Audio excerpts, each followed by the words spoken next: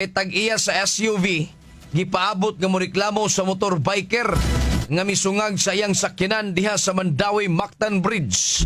Ang detalye sa balita pinagi ni Super Norman Mendoza. Norman Mendoza sa Super Radio. Yes, Super Norman, pasok! Gipaabot na lang sa tag-iya sa SUV nga mopusaka og kaso batok sa usa ka motorbiker nga mi-counterflow og misungag sa maong sakyanan na diha sa karaang Mandawi Mactan Bridge niadtong Domingo sa gabi.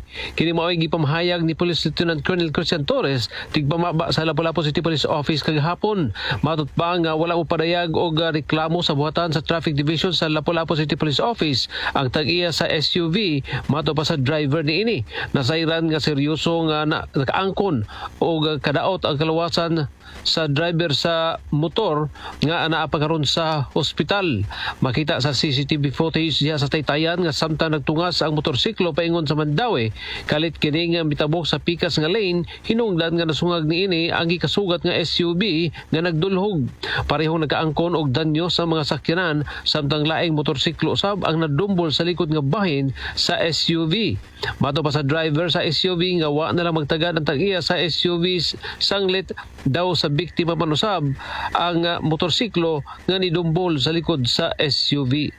Kini Super Norman Mendoza sa GMA Super Radio DYWS, dapat totoo.